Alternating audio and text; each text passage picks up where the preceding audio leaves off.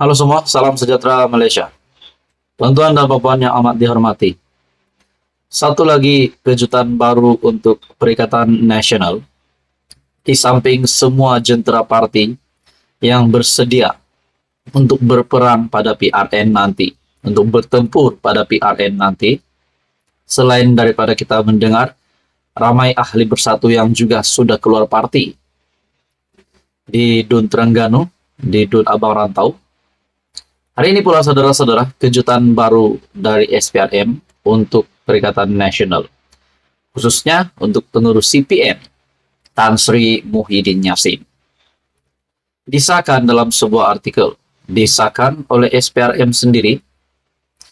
SPRM cari menantu Muhyiddin, peguam berkait penyelewengan proyek pekerja asing. Artikel dari biharian.com. Suruhanjaya Pencegahan Rasuah Malaysia sedang mengesan dua lelaki tempatan bagi membantu siasatan kes penyelewengan proyek pendaftaran, pengambilan dan penyimpanan biometrik pekerja asing bagi sebuah kementerian. SPRM berkata, Suruhanjaya itu cuba menghubungi dua lelaki terbabit yang juga seorang ahli perniagaan dan peguam secara terus dan menerusi peguam masing-masing. Namun, kedua-dua mereka enggan tampil memberi kerjasama. Semakan rekod oleh SPRM juga mendapati kedua-dua individu tersebut sudah meninggalkan Malaysia pada 17 Mei dan 12 Mei yang lalu. Setakat ini, tiada rekod menunjukkan kedua-duanya kembali ke Malaysia. Individu pertama, Muhammad Adlan Barhan, 48 tahun. Individu kedua, Mansur Saad, 69 tahun. Datuk Muhammad Adlan adalah menantu kepada bekas Perdana Menteri Tan Sri Muhyiddin Yassin yang juga pengerusi Perikatan Nasional. Manakala Mansur adalah seorang peguam. Jadi saudara-saudara, persoalannya, adakah ini dapat dikaitkan dengan pertuduhan-pertuduhan yang diterima Muhyiddin Yassin di mahkamah? Nah, akhirnya, ini salah satu lagi, saya boleh katakan, ahli keluarga ataupun kroni Tan Sri Muhyiddin Yassin yang diburu oleh SPRM. Dalam hal itu, saudara-saudara, selepas timbulnya isu ini, berita ini, Muhyiddin sekali lagi dicabar, dedah lokasi menantu bantu siasatan SPRM, menerusi sebuah artikel dari Astro Awani. Pengurus CPN Tan Sri Muhyiddin Yassin perlu menjelaskan kepada rakyat berhubung siasatan kes penyelewengan proyek pendaftaran pekerja asing bagi sebuah kementerian oleh SPRM yang didakwa melibatkan menantunya. Dan ini dinyatakan oleh pengarah komunikasi PH. Berkata, bekas PM Perdana Menteri itu tidak harus berdiam diri, sebaliknya perlu segera memberi penjelasan berhubung kes berkenaan dan memberitahu SPRM di mana kedudukan atau lokasi menantunya ketika ini. Tan Sri Muhyiddin kena jawab isu ini. Beliau kena jawab dan saya cabar Tan Sri Muhyiddin bantu SPRM cari menantunya untuk bantu siasatan, kata Fahmi Fadzil. Dilaporkan SPRM sedang mengesan kedua-dua individu tersebut. Nah, saudara-saudara, apa yang patut dilakukan oleh Muhyiddin Yassin pada ketika ini? Adakah beliau patut membantu SPRM untuk membantu mendedahkan lokasi menantunya?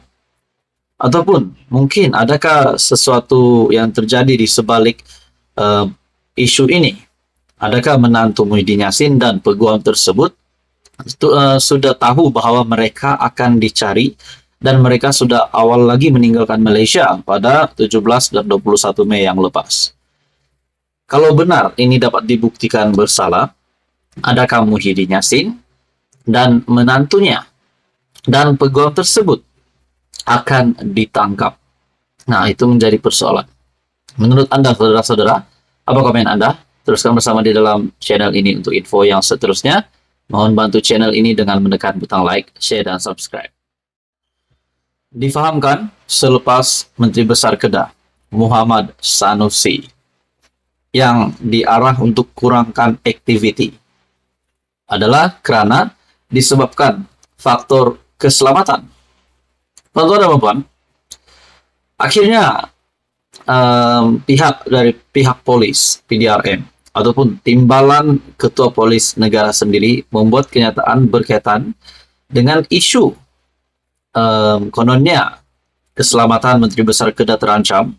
Akhirnya Ayub Han dalam sebuah kenyataan dari sebuah artikel Malaysia Gazette, mungkin Sanusi terperangkap dalam kesesakan lalu lintas. Wah, saudara-saudara, kita tahu ada kenyataan sebelum ini menyatakan bahwa kononnya ada pihak yang coba memerangkap Sanusi dan Sanusi digalakkan untuk mengurangkan aktiviti karena atas faktor keselamatan.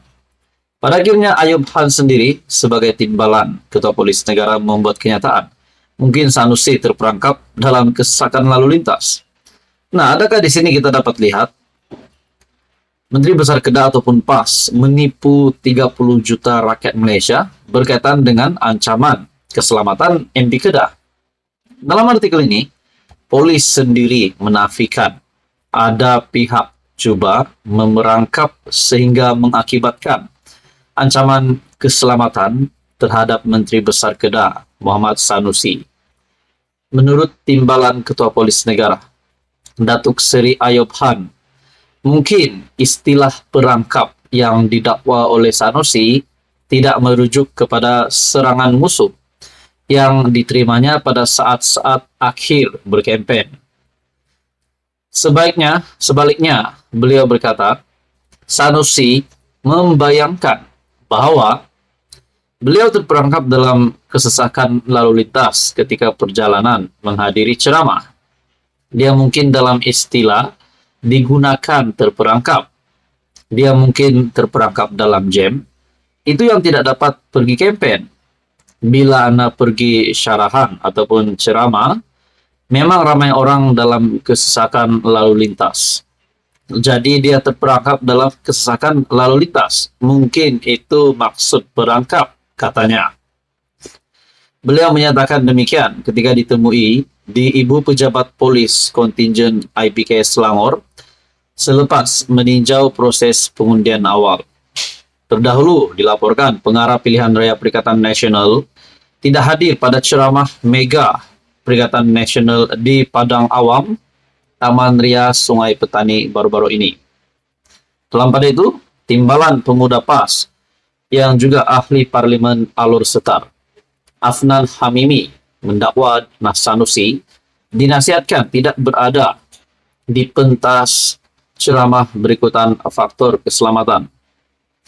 Jadi saudara-saudara, persoalannya, adakah di sini mereka hanya menimbulkan isu ataupun sengaja membuat-buat cerita, sedangkan timbalan Ketua Polis Negara ataupun pihak polis sendiri menafikan ada ancaman bahaya, ancaman keselamatan Menteri Besar Kedah itu. Saudara-saudara, tuan-tuan dan puan, dalam artikel ini Ayub juga mengesahkan pihak polis tidak menerima laporan daripada pengasas dan penasihat Berjaya Corporation Berhad. Ini berkaitan dengan Tan Sri Vincent Tan berkenaan kenyataan MB Kedah mengenai kenyataan yang didakwa berunsur fitnah berhubung projek Gerbang Maritim Selangor. Setakat ini, laporan tidak dibuat, itu mungkin hanya kenyataan. Jadi saudara-saudara, tuan-tuan dan puan, apa komen Anda berkaitan dengan isu ini? Teruskan bersama di dalam channel ini untuk info yang seterusnya.